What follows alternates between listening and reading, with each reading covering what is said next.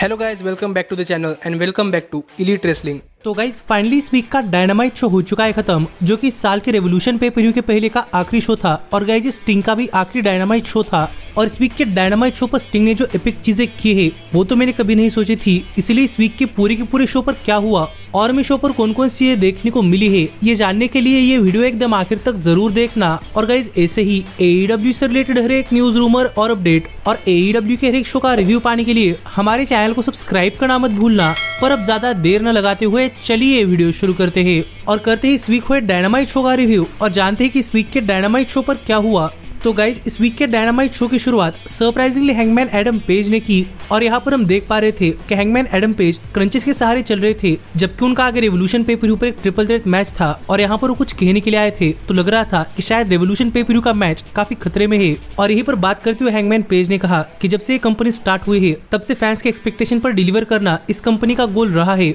और फैंस चाहते थे कि हैंगमैन एडम पेज इस साल के रेवोल्यूशन पे प्रीव्यू पर वर्ल्ड चैंपियनशिप मैच के अंदर ट्रिपल थ्रेट मैच का पार्ट बने। पर देखा जाए तो लग रहा है कि ये पॉसिबल नहीं है, क्योंकि हैंगमैन पेज को इंजरी हो चुकी है और लग रहा है कि हैंगमैन पेज रेवोल्यूशन पे प्रीव्यू पर ट्रिपल थ्रेट मैच के अंदर कम्पीट नहीं कर पाएंगे। और इसके लिए हैंगमैन पेज ने पूरे क्राउड से माफी मांगी, जो देखकर मैं तो काफी डिसअपॉइंट हो रहा था। लेकिन इतने में यहाँ पर स्वर्व आ गए और हैंगमैन पेज से बात करते हुए स्वर्व ने कहा कि पिछले 6 महीने से हैंगमैन और स्वर्व एक दूसरे पर जोरदार तरीके से अटैक कर रहे थे। पर सच में हैंगमैन पेज ये मान सकते हैं कि स्वर्व ने कभी नहीं चाहता कि हैंगमैन पेज इंजर्ड हो जाए, पर ये इंजरी हैंगमैन पेज की डेस्टिनी थी और डेस्टिनी को कभी भुलाया नहीं जा सकता। और वैसी स्वर्व की डेस्टिनी है वर्ल्ड चैंपियनशिप और स्वर्व वर्ल्ड चैंपियन बनने वाले हैं। जो बातें स्वर्व ने कही और स्वर्व कैसे कहती है यहाँ पर समोआ जो भी आ गए और इन दोनों से बात करते समोआ जो ने कहा कि अगर इन दोनों को नहीं पता चल रहा तो यहाँ पर समोआ जो इन दोनों को रियलिटी बताना चाहते हैं कि ये दोनों जिस चीज के लिए आ रहे हैं वो चीज समोआ जो के पास है और इन दोनों में से कोई भी इतना वर्दी नहीं है कि वो समोआ जो से वर्ल्ड चैंपियनशिप ले पाए, चाहे वो ट्रिपल थ्रेट मैच हो या फिर वो 1-on-1 मैच हो। जो कहकर समोआ जो यहाँ से जा रहे थे, पर ही पर बात करते हुए स्वर्व ने कहा कि समोआ जो कह रहे हैं कि स्वर्व वर्ल्ड चैंपियनशिप के लिए वर्दी नहीं है। पर स्वर्व समोआ जो को बताना चाहते हैं कि स्वर्व के पास एक टाइम पर जॉब नहीं था, तो आज स्वर्व पे-per-view पर वर्ल्ड चैंपियनशिप के लिए मेन इवेंट के अंदर रसल करने वाले हैं, जिससे स्वर्व ने पहले ही प्रूव कर दिया है कि स्वर्व कितने वर्दी है। क्योंकि स्वर्व वर्दी होने के लिए कहीं पर भी नहीं रुके। स्वर्व ने निक वेंज से छोटे बच्चे पर उनके घर के अंदर घुसकर उन पर अटैक किया था। स्वर्व ने फॉर्मर वर्ल्ड चैंपियनशिप के बेटे को घर के अंदर जाकर थ्रेटन किया था। और स्वर्व ये सब चीजें सिर्फ वर्ल्ड चैंपियनशिप के पीछे जाने से पहले कर सकते हैं। तो जरा समझो जो सोचिए कि स्वर्व वर्ल्ड चैंपियनशिप मैच के अंदर क्या करेंगे। जो बातें स्वर्व कह ही रहे थे, कितने में हमने देखा कि पीछे से हैंगमैन पेज ने स्वर्व पर अटैक करना स्टार्ट कर दिया और हैंगमैन पेज ने अपने क्रंचेस लेकर स्वर्व के सिर पर मार दिए। और यहीं पर बात करते हुए हैंगमैन पेज ने चिल्लाते हुए कहा कि हैंगमैन पेज मेक श्योर करने वाले हैं कि स्वर्व कभी वर्ल्ड चैंपियन नहीं बनेंगे और वो इस मैच के अंदर पार्टिसिपेट करने वाले हैं और वो इंजर्ड नहीं है। जो बातें यहाँ पर हैंगमैन पेज ने कही, जो सच में एक काफी अच्छी बात है कि हैंगमैन पेज यहाँ पर इंजर्ड नहीं हुए और वो भी इस वर्ल्ड चैंपियनशिप मैच का पार्ट बनने वाले हैं। और ये देखकर समझो तो उतने खुश नहीं थे। लेकिन गाइस अब देखना पड़ेगा क्या कि वर्ल्ड चैंपियनशिप के लिए ट्रिपल थ्रेट मैच होता है तो उस मैच के अंदर क्या क्या होता है। पर इसके बाद में शो पर दिखाया गया कि किस तरीके से इस वीक के डायनामाइट शो की शुरुआत में जब यंग बक्स शो पर आए थे, तब रेनी पिकेट यंग बक्स का इंटरव्यू लेते हुए पूछ रही थी कि यंग बक्स इस वीक शो पर क्या कर रहे हैं। और यहीं पर बात करते हुए यंग बक्स ने कहा कि ये स्टिंग का फाइनल डायनामाइट शो है और यहाँ पर यंग बक्स स्टिंग की इस फाइनल डायनामाइट शो को एक काफी मेमोरेबल शो बनाना चाहते हैं। जो बातें यंग बक्स ने कही और हम यहाँ पर देख पा रहे थे कि उनके हाथों के अंदर बैट थी, तो लग रहा था कि प्रोबेबली वो स्टिंग पर अटैक करने वाले हैं। और ये पर यंग बक्स ने कैमरामैन को भी उन्हें फॉलो करने के लिए कहा, तो देखने के लिए मजा आने वाला था कि आगे बक्स शो पर क्या करते हैं। पर इसके बाद में शो पर एडी किंगस्टन और FTR ब्लैकपूल कॉम्बैट क्लब को एक 6 मैन टैग टीम मैच के अंदर फेस करते हुए दिखाई दी। और इस मैच की शुरुआत एडी और क्लूडियो ने की, जिसके साथ ही ये मैच एक काफी तगड़े एक्शन के साथ शुरू हुआ था। और हमें इस मैच की शुरुआत से ही ब्लैकपूल कॉम्बैट क्लब, FTR और एडी किंगस्टन इन सबकी तरफ से काफी जबरदस्त मूव्स देखने को मिल रहे थे। और गाइस इस मैच के अंदर एक के बाद एक दोनों ही टीम रिंग के अंदर आकर एक दूसरे पर काफी तगड़ा अटैक कर रही थी, जिस वजह से फैंस के इस मैच के अंदर इंटरेस्ट काफी ज्यादा आ रहा था। पर ब्लैकपूल कॉम्बैट क्लब ने इस मैच के अंदर अच्छी खासी स्ट्रेटेजी बनाई थी कि वो FTR को टैग ही नहीं करने दे रहे थे, जिससे BCC ने इस मैच के अंदर काफी देर तक डोमिनेट किया। लेकिन एक टाइम के लिए जब एडी किंगस्टन को टैग मिला, तब एडी ने इस मैच के अंदर आकर पूरे के पूरे ब्लैकपूल कॉम्बैट क्लब पर काफी तगड़ा अटैक कर दिया। और यहाँ पर पूरे के पूरे मैच के अंदर दिस इज ऑसम के भी चैंट्स हो रहे थे। और ऐसे में एक टाइम पर एडी किंगस्टन और FTR इन्होंने मिलकर ब्लैकपूल कॉम्बैट क्लब पर काफी तगड़ा अटैक कर दिया और लग रहा था कि ये मैच जीत भी जाएंगे। पर मॉक्सली ने किस तरीके से अपने आप को इस मैच के अंदर बनाए रखा। और इस मैच के आखिर में हमने देखा कि हर एक सुपरस्टार ने एक दूसरे पर अपना फिनिशर लगा दिया। जैसे में आखिरकार एडी किंगस्टन ब्रायन पर अपना फिनिशर लगाने के लिए गए, पर ब्रायन ने एडी पर अपना फिनिशर बोसाई को नहीं लगा दिया और एडी किंगस्टन पर अपना सबमिशन ट्रायंगल चोक लगा दिया और FTR तो पहली फिनिशर खाकर रिंग के बाहर जा चुकी थी। तो यहाँ पर एडी को बचाने के लिए कोई नहीं था और ऐसे में एडी किंग्स्टन यहाँ पर पास आउट हो गए, जिसके चलते ब्लैकपूल कॉम्बैट क्लब ने ये मैच जीत लिया है, जैसा कि मैंने प्रेडिक्ट किया था। तो अब देखने के लिए मजा आएगा कि रेवोल्यूशन पे पर क्या होता है। पर इसके बाद में शो पर दिखाया गया कि किस तरीके से क्रिस जेरिको ने इसके पहले 90s के अंदर CMLL कंपनी के अंदर काम करते हुए एटलांटिस के साथ काम किया है। लेकिन इसके बाद में रेने पिकेट शो पर क्रिस जेरिको का इंटरव्यू लेते हुए दिखाई दी और यहाँ पर रेने पिकेट ने जेरिको से पूछा क्या जेरिको एटलांटिस जूनियर को फेस करने वाले हैं, तो इस पर जेरिको का क्या कहना है। और यहीं पर बात करते हुए जेरिको ने कहा कि जब जेरिको रेसलिंग इंडस्ट्री के अंदर काफी यंग थे तब CMLL कंपनी के अंदर जेरिको ने एटलांटिस के साथ काम किया था और तब एटलांटिस जेरिको के एक तरीके से सीनियर थे। पर जिस तरीके से एटलांटिस ने जेरिको को CMLL कंपनी के अंदर ट्रीट किया था, उसी तरीके से जेरिको इस वीक एटलांटिस के बेटे को AEW के अंदर ट्रीट करने वाले हैं। जो बात यहाँ पर जेरिको ने कही और लग रहा था कि जेरिको गुस्से के अंदर थे, तो देखने के लिए मजा आने वाला था कि अब जेरिको के मैच के अंदर क्या होता है। पर इसके बाद में शो पर Tony Shivani finally full time contract के तौर पर AEW कंपनी ज्वाइन करने वाले सुपरस्टार यानी कि विल ऑस्प्रे को बुलाते हुए दिखाई दिए और इसके बाद ऑस्प्रे भी यहाँ पर आ गए और यहाँ पर आकर बात करते हुए ऑस्प्रे ने कहा कि ऑस्प्रे सभी लोगों के लिए काफी थैंकफुल है, क्योंकि जब पहले ऑस्प्रे ने कहा था कि ऑस्प्रे जापान के अंदर जाकर अपने सभी मैचेस खत्म कर वापस AEW के अंदर आने वाले हैं, तब सभी लोगों ने उन्हें समझा और सभी लोगों ने उन्हें जापान के अंदर अपने मैचेस कंप्लीट करने दिया। और ये देखकर ऑस्प्रे काफी खुश है और osprey finally full time AEW company join कर रहे हैं। और अगर किसी को लग रहा है कि ऑस्प्रे के लिए AEW कंपनी नहीं है और ऑस्प्रे AEW कंपनी अंदर नहीं टिक पाएंगे, तो ऑस्प्रे सबको बताना चाहते हैं कि ऑस्प्रे ने इससे पहले ऑरेंज कैसिडी को AEW के अंदर हरा दिया है, केनी ओमेगा को उनके घर के अंदर जाकर हराया है और वेम्बली स्टेडियम के अंदर first ever AEW world heavyweight champion Jericho को भी हरा दिया है। जो बातें यहाँ पर ऑस्प्रे ने कही और जब ऑस्प्रे बातें कर रहे थे तभी हमने देखा कि यहाँ पर डॉन कैलस आ गए और रिंग के अंदर आकर ऑस्प्रे से गले मिलकर यहाँ पर बात करते हुए डॉन कैलस ने कहा कि डॉन कैलस काफी खुश है कि finally will osprey full time AEW के अंदर आ चुके हैं। पर डॉन कैलस ऑस्प्रे को एक हेड स्टार्ट देना चाहते हैं और बताना चाहते हैं कि उनके फैमिली के साथ AEW के अंदर क्या चल रहा है। उनके फैमिली के पास कोई कंपटीशन नहीं बचा, इसलिए उन्होंने सोचा है कि क्यों ना उनके बीच में थोड़ा बार कंपटीशन हो जाए और इसीलिए हमें रेवोल्यूशन पे-पर-व्यू पर ऑस्प्रे तकेत्सा को फेस करते हुए दिखाई देने वाले हैं। जो बातें डॉन कैलस कर ही रहे थे, पर फिर एक बार यहाँ पर क्राउड की तरफ से डॉन कैलस को इतनी बू हो रही थी कि डॉन कैलस क्या कह रहे हैं वो सुनाई नहीं दे रहा था, बिल्कुल वैसे ही जिस तरीके से WWE के अंदर डोमिनिक मिस्टीरियो के लिए होता है। और यहाँ पर बात करते हुए डॉन कैलस ने कहा कि मानो कि इस मैच का रिजल्ट जो भी आए पर आखिरकार फैमिली रहने वाले हैं। और एक कहकर डॉन कैलस ने इन दोनों का हैंडशेक करने के लिए कहा, जहां पर ऑस्प्रे और तकेत्सा ने हैंडशेक तो किया, लेकिन तकेत्सा पहले ऑस्प्रे को थोड़ा सा एटीट्यूड दिखा रहे थे, जो देखकर ऑस्प्रे ने भी तकेत्सा को एटीट्यूड दिखाना स्टार्ट कर दिया और ये दोनों एक दूसरे पर जाते। इससे पहले यहाँ पर डॉन कैलस ने दोनों को सेपरेट कर लिया। तो अब देखना पड़ेगा कि इस मैच का रिजल्ट क्या आता है और क्या इसके बाद तकेत्सा और Ospreay as a family continue करते हैं या नहीं।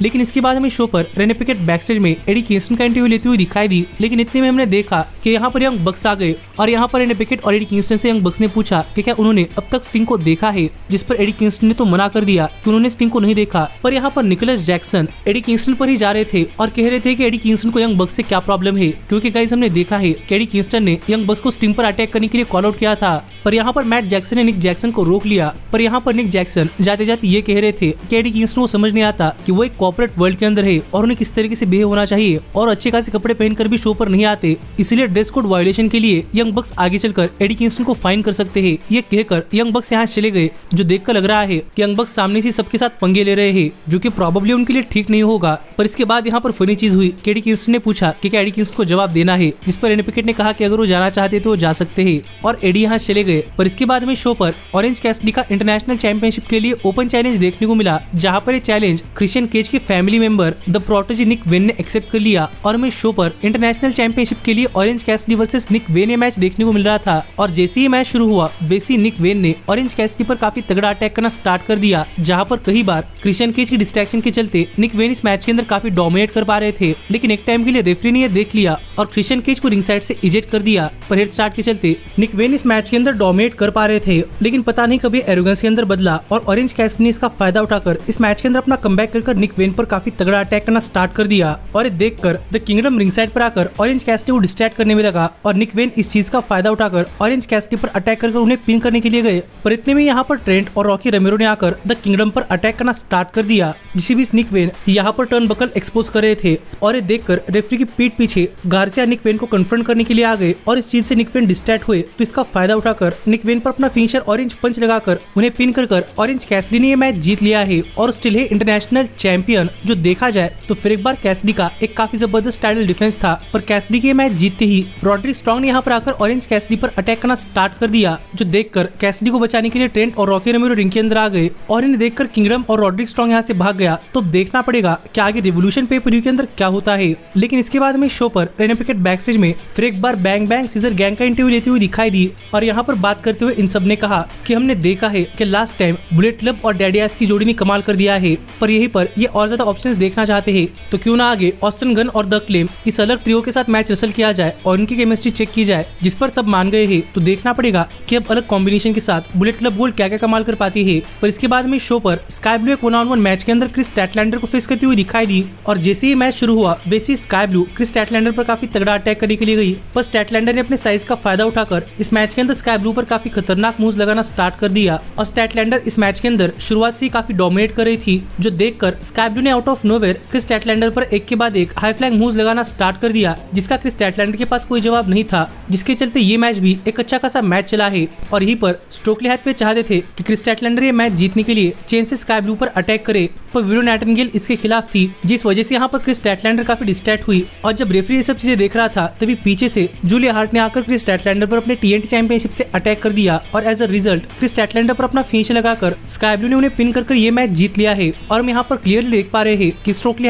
स्टोकली हैथवे और विलो नाइटिंगेल इन दोनों के मैचेस जीतने का तरीका काफी अलग है और ये देखकर क्रिस स्टैटलैंडर काफी कंफ्यूज हो रही है और इसका फायदा जूलिया हार्ट और स्काई ब्लू को मिल रहा है। तो देखना पड़ेगा कि स्टोरी आगे किस तरीके से कंटिन्यू होती है। लेकिन इसके बाद में शो पर यंग बक्स फाइनली स्टिंग के लॉकर रूम के अंदर जाते हुए दिखाई दिए, जहां पर स्टिंग के लॉकर रूम के अंदर जाने से पहले भी यंग बक्स मेंटली प्रिपेयर हो रहे थे और जैसे वो स्टिंग के लॉकर रूम के अंदर गए तो वहां पर उन्होंने देखा कि काफी सारे बैट्स टंगी हुई थी, लेकिन वहां पर स्टिंग मौजूद नहीं थे। तो अब देखने के लिए मजा आने वाला था कि स्टिंग कहां पर है। लेकिन इसके बाद में शो पर क्रिस जेरिको एक 1-on-1 मैच के अंदर एटलांटिस जूनियर को फेस करते हुए दिखाई दिए और जैसे ही मैच शुरू हुआ वैसे ही जेरिको ने एटलांटिस जूनियर पर काफी खतरनाक स्ट्राइकिंग्स करना स्टार्ट कर दिया, पर एटलांटिस जूनियर ने अपना हाई फ्लाइंग ऑफेंस इस्तेमाल कर इस मैच के अंदर जेरिको पर काफी तगड़ा अटैक कर दिया, जहां पर काफी दिनों बाद एटलांटिस के फेमिलियर मूव्स को देखकर जेरिको भी इस मैच के अंदर ज्यादा कुछ नहीं कर पा रहे थे। पर जब भी जेरिको इस मैच के अंदर चीटिंग कर एटलांटिस जूनियर के मास्क के पीछे जा रहे थे तब रिंग साइड पर खड़े हुए एटलांटिस जूनियर के फादर जेरिको को रोक देते और इस तरीके से एटलांटिस इस मैच के अंदर काफी देर तक डोमिनेट कर पाए। और यहीं पर एटलांटिस का सामना करने के लिए जेरिको को भी अपने पुराने मूव्स इस्तेमाल करने पड़े, जो देखने के लिए काफी मजा आ रहा था। जैसे कि जेरिको ने एक टाइम पर